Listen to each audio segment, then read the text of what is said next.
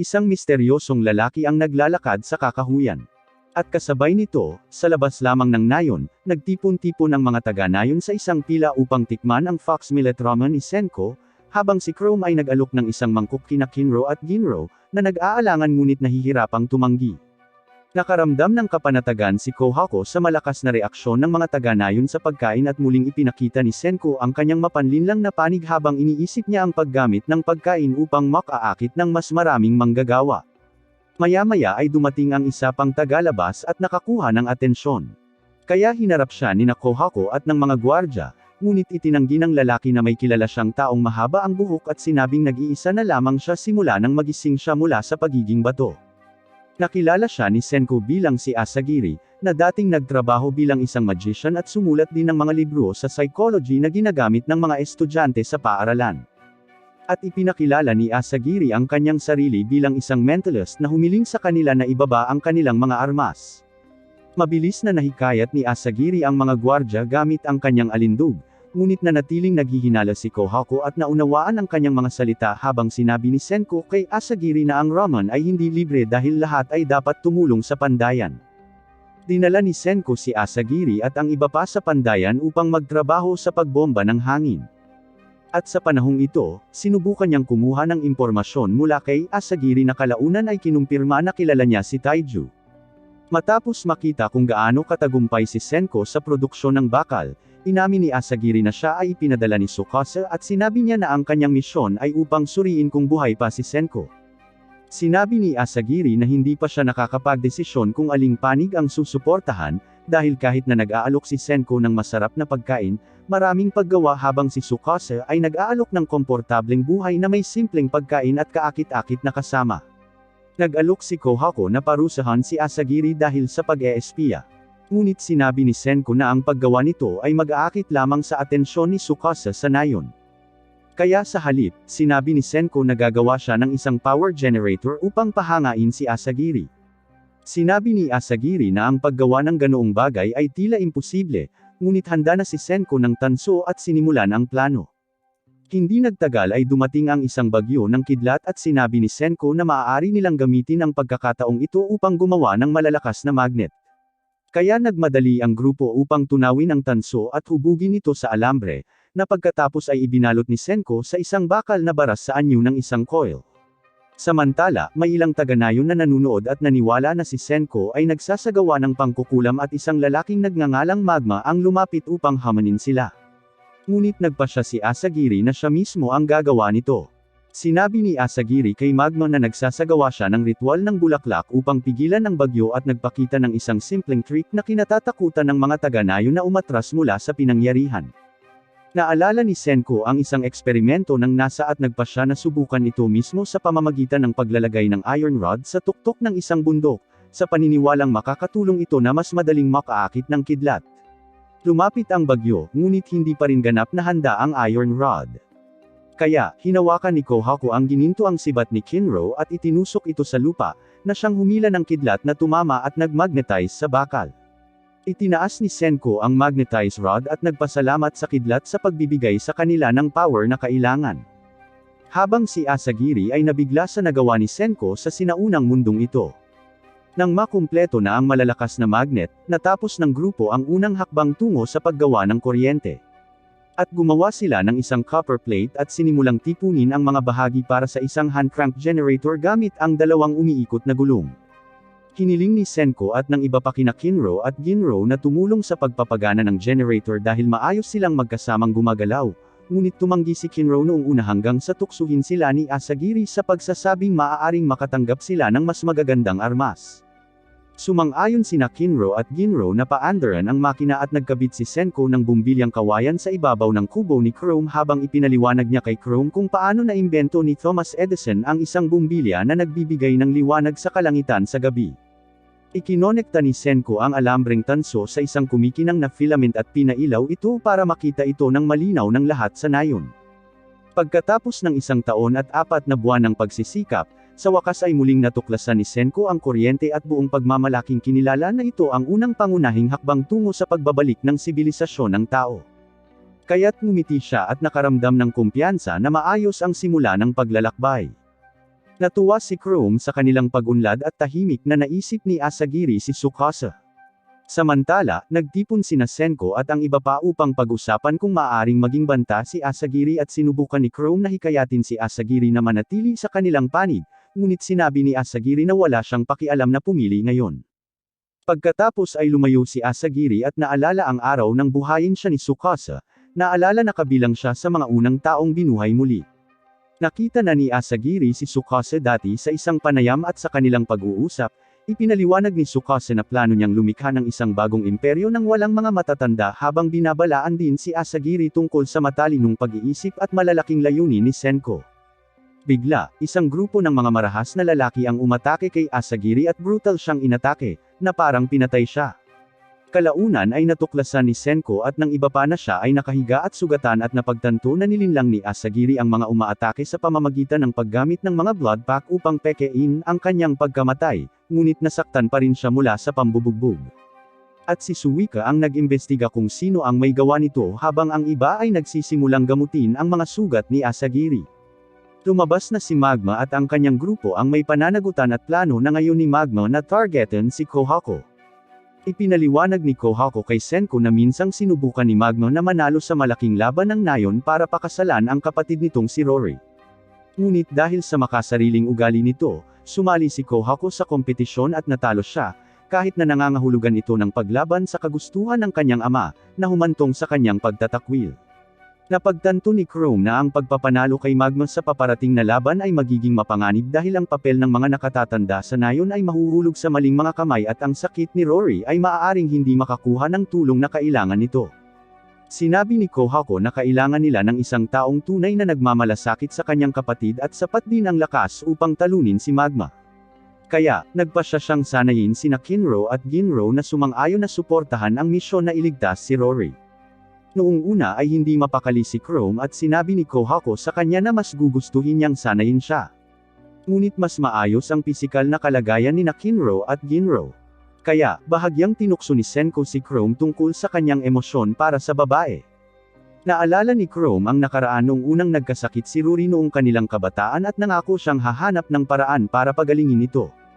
Inuna ni Chrome ang kalusugan niya kaysa sa kanyang nararamdaman, sinabi niyang ayos lang sa kanya ang plano dahil ipagpapatuloy niya ang pag-aaral ng medisina at tatawagan ang kanyang sarili na isang siyentipiko upang ipakita ang kanyang paniniwala sa mga pamamaraan ni Senko kaysa sa sinaunang pangkukulam. Ang pangkat para sa kaharian ng agham sa malaking laban ay kinabibilangan ni Kohako, Kinro, at Ginro, at naghahanda silang manalo sa anumang paraan na kinakailangan. Kailangan ni Asagiri ng oras upang gumaling at alam ni Senko na maaaring malapit na siyang patayin ni Tsukasa. Kaya lumalaki ang pressure. Nang gabing iyon, tahimik na nag-usap sina Senko at Asagiri at nang umagang iyon, nawala na si Asagiri at nakitang pabalik kay Tsukasa. Natarante sina Chrome at Kohako, iniisip na maaaring ipagkanulo sila ni Asagiri at ibunyag ang lahat kay Tsukasa. Ngunit tiniis ni Asagiri ang kanyang sakit at tumakbo patawid sa kagubatan. Kalaunan ay narating ang kuwebo ng mga himala kung saan nakabase ang imperyo ni Tsukasa. Nanatiling kalmado si Senko at naniniwala na pinili na ni Asagiri ang kanilang panig dahil naging interesado siya sa agham matapos makita silang gumagawa ng liwanag gamit ang kuryente. Sa kanilang pag-uusap noong nakaraang gabi, tinanong ni Asagiri si Senko kung posible bang gumawa ng cola soda sa mundong bato na ito. At nangako si Senko na kaya niya itong gawin gaano man ito kahirap. Nanatili sa isip ni Asagiri ang pangakong iyon. At nang magkita silang muli ni Tsukasa, iniulat niya na patay na si Senko. Ang desisyong ito ay nangangahulugan na sumali na si Asagiri sa kaharian ng agham at naramdaman ni Senko at ng kanyang mga kakampi na nakamit nila ang isang mahalagang tagumpay sa pamamagitan ng pagkuha ng kanyang tiwala. Naupo si Asagiri at sinabing dapat ay maging sobrang lamig ng cola. At kasabay nito, nagpasya si Senko na gawing perpektong pinalamig ang soda gamit ang kapangyarihan ng agham. Patuloy na nagsusumikap sina Kohako kasama sina Kinro at Ginro upang ihanda sila para sa malaking laban. At kahit na ginagawa nila ang kanilang makakaya, sinabi pa rin niya sa kanila na masyadong mahina at mababaw ang kanilang mga atake.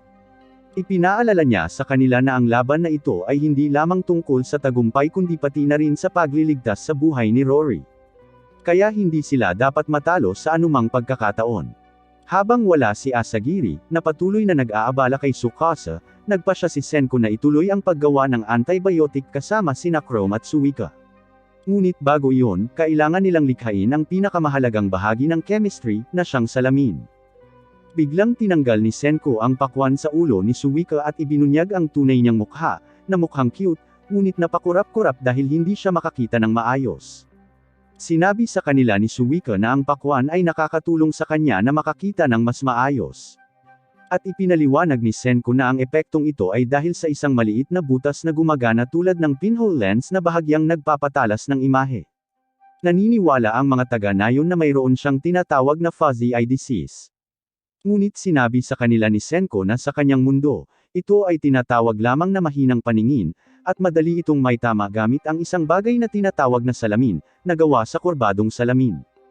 Pagkatapos ay emosyonal na nagtanong si Suika kung posible bang makita ang mundo at ang kanyang mga kaibigan sa pamamagitan ng agham ng salamin, at nagpasya si Senko na mangyari ito. Pumunta sila sa isang bundok kung saan minsang natagpuan ni Chrome ang isang transparent na kristal, at doon sila nangolekta ng maraming quartz sand upang ibalik sa science shed ni Chrome. Ginamit nila ang kanilang kiln at hinalo ang quartz sand sa iba't ibang materyales, na marami sa mga ito ay kinolekta ni Taiju noong gumagawa sila ng sabon.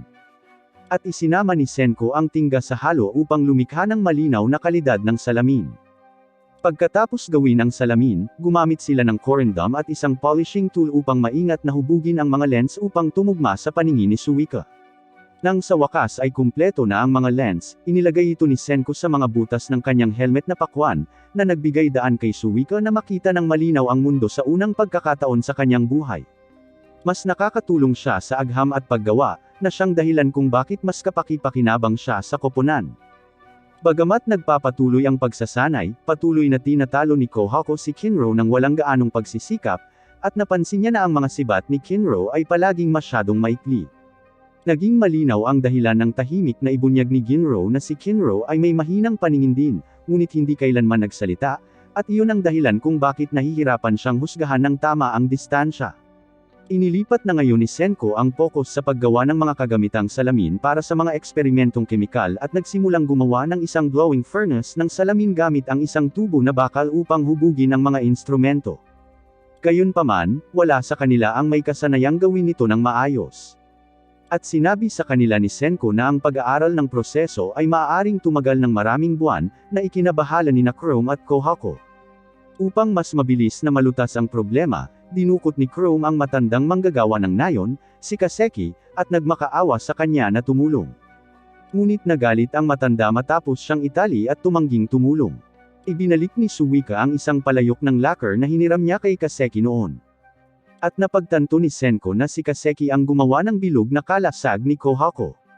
Sinabi ni Kaseki na matagal na niyang nilikha ang kalasag para sa ama ni Kohako nang manalo ito sa nakaraang malaking laban at naging pinuno ng nayon at kalaunan ay naipasa ito kay Kohako. Itinayo rin niya ang tulay na nakabitin sa nayon at nagreklamo na sinira ito ni Senko sa pamamagitan ng pag-alis ng mga tabla. Gayunpaman, nang makita ni Kaseki ang bagong materyal na tinatawag na salamin, siya ay naging mausisa at ginamit ni Senko ang pagkamausisang ito upang tuksuhin siya.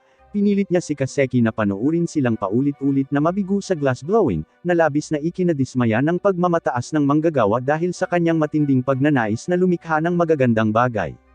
Kalaunan, hindi matiis ni Kaseki na makitang nasasayang ang salamin. Kaya, kumawala siya at nagpas siyang tumulong. Kahit alam niyang sinasadya nilang gawin ang lahat ng ito upang pukawin siya, nang may mahusay na kasanayan, hinubog niya ang tinunaw na salamin upang maging perpektong mga instrumento sa laboratorio, kahit na sinubukan lang niya ito sa unang pagkakataon. Sa loob lamang ng ilang araw, sa tulong ni Kaseki, natapos nila ang bagong laboratorio ng agham na puno ng mga bagong kagamitan sa salamin. At ipinapaalala nito kay Senko ang panahon na binilhan siya ng kanyang ama ng isang kumpletong kit sa agham noong bata pa siya. Buong pagmamalaking nilibot ng grupo ang laboratorio at napagtanto na ang kaharian ng agham ay umabot na sa isang bagong antas. Sinabi ni Senko na sa ngayon ay mga pinakasimpleng kagamitan pa lamang ang kanilang nagawa, ngunit naniniwala siya na unti-unti nilang maaabutan ang modernong agham. Iminungkahi ni Ginro na dapat nilang hilingin sa pangkat ng agham na gumawa para sa kanila ng mga makintab na sibat upang makatulong na manalo sa malaking laban. At mabilis na sumang-ayon si Kinro dahil malinaw na hinahanap-hanap niya ang kanyang ginintuang sibat. Kahit alam ni Senko na gusto nila ng mga magagarbong armas, pumayag siyang tulungan sila at sinabi kay Ginro na ang pilak na sibat na kanilang ginagawa ay maaaring ikamate niya, dahil malapit na silang maghanap ng isa sa pinakamatigas at pinakamapanganib na materyales sa lahat ng chemistry. Tinupad ni Senko ang kanyang pangako at gumawa ng pilak na sibat gamit ang native silver na napagkamalan ni Chrome na isang kakaibang ugat. At naging proud si Ginro sa kanyang sarili habang nagyayabang at tinutukso ang kanyang kapatid bago siya pinagalitan ni Kohako na manatiling nakatutok sa misyon. Ipinaliwanag ni Senko na ang sibat ay hindi lamang para sa palabas, kundi para sa pagtuklas ng mga mapanganib na kemikal. At ang gawaing ito ay nangangailangan kay Ginro na kumilos bilang bodyguard ng koponan. Ang grupong binubuo ni Senko, Chrome, Kohako, at Ginro ay naglakad palayo sa mga mainit na bukal habang ipinapakita ni Senko na ang sibat ay magiging itim kapag nakaramdam ito ng panganib, ibig sabihin ay dapat tumakbo kaagad ang gumagamit upang mabuhay. At binalaan niya sila na ang isang maliit na pagkakamali ay maaaring magresulta sa kamatayan dahil ngayon ay nangangaso sila ng pinakamapanganib na materyal na kailangan para sa paggawa ng mga sulfidrug. Kalaunan, nakarating sila sa isang ilog na walang isda, at nagpasya silang lumipat pa sa itaas ng agos kung saan patuloy na naglalakad si Ginro sa likuran dahil sa takot hanggang sa pilitin siya ni Senko at Kohako na manguna. Sa wakas ay narating nila ang isang kumikinang na berdeng bukal na mukhang maganda sa una, at humakbang si Ginro patungo dito hanggang sa dumilim ang pilak na sibat matapos mag-react sa nakamamatay na hydrogen sulfide sa hangin. Sumigaw si Senko kay Ginro, at mabilis siyang hinila ni Kohako palayo sa tamang oras upang iligtas ang kanyang buhay. At ito ang nagpaisip sa lahat kung gaano talaga kadelikado ang bukal na ito.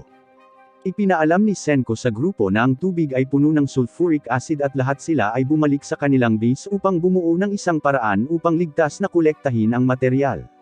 Iminungkahi ni Kohako na gamitin ang kanyang bilis para sumugod papasok at palabas, ngunit mabilis na itinanggi ni Senko ang ideya sa pamamagitan ng pagpapaliwanag na ang gas ay maaaring pumatay agad ng isang tao, gaano man sila kabilis. Upang malutas ang problema, hiniling ni Senko kay Kaseki na gumawa ng mga gas mask. At nang handa na ang mga ito, sinabihan niya si Chrome na hindi siya dapat sumama sa kanya dahil ang mga maskara ay hindi nagbibigay ng ganap na proteksyon. At kung parehong mamatay ang mga siyentipiko, mawawala ang kanilang kaalaman. Sinabi ni Senko na gusto niyang ipasa ang lahat ng kanyang kaalaman kay Chrome bago sumugal. Ngunit mariing tumanggi si Chrome na tanggapin ito.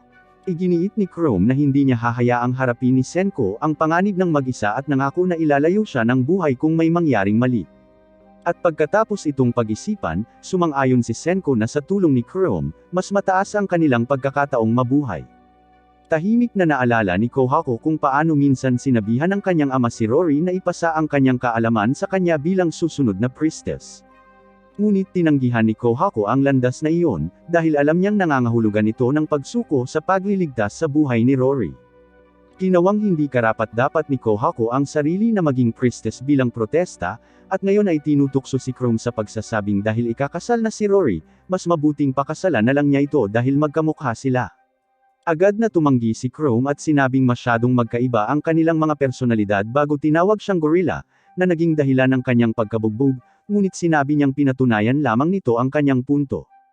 Sinimulan ni Senko na turuan ang lahat kung paano gumawa ng mga gas mask. At pagkatapos ihanda ang lahat, umalis ang dalawang siyentipiko patungo sa sulfuric spring nang wala si Ginro. Bagamat dala nila ang kanyang pilak na sibat, ang itim na sibat ay nilinis gamit ang isang alkaline solution, na nagbabalik dito sa makintab na pilak. At bumalik sila sa bukal upang simulan ang mapanganib na gawain ng pagkolekta ng sulfuric acid gamit ang agham at katapangan. Mabilis silang kumilos habang suot ang mga maskara, alam na ang pagkataranta ay maaaring mag-aksaya ng kanilang limitadong hangin. At kahit nakaraniwang nananatiling kalmado si Senko, kahit siya ay nagpapakita ng kaunting kaba sa pagkakataong ito. Pagbalik sa kampo, binigyan ni Kaseki si Ginro ng ilang payo sa pamamagitan ng pagsasabi sa kanya na natural ang takot, at nararamdaman ito maging ng kanyang kapatid na si Ginro, ngunit ang mahalaga ay harapin ito ng harapan. Ibinigay ng matanda kay Ginro ang huling gas mask at hinikayat itong tulungan ang iba, na nagbigay inspirasyon kay Ginro na kumilos kahit natatakot. Samantala, nasira ang air hose ni Senko dahil sa nahuhulog na asido, at napansin ito ni Chrome at binalaan siya, na nagbigay daan kay Senko na mabilis itong ayusin. Nang sandaling iyon, natapakan ni Chrome ang isang mahinang bahagi malapit sa lawa at gumuho ang lupa, na nagpadurog sa kanya patungo sa kamatayan. At kahit na sinubukan ni Senko na abutin siya, napakalayo ng distansya. Dumating si Ginro sa perpektong sandali at ginamit ang kanyang sibat upang tulungan si Chrome na kumapit, ngunit nahihirapan siyang hilahin ito pabalik dahil sa takot at mababaw na paghinga. Sinabihan ni Senko si Ginro na manatiling kalmado at ipinaalala sa kanya na sa pamamagitan ng lakas ng loob at pangangatwiran, makakaligtas sila kahit sa panganib na ito. At ito ang nagbigay kay Ginro ng sapat na lakas upang kontrolin ang kanyang takot at hilahin si Chrome sa kaligtasan. Nagawa nilang makuha ang sulfuric acid sa huli, na nangangahulugang isang hakbang na lang sila palapit sa paggawa ng antibiotic.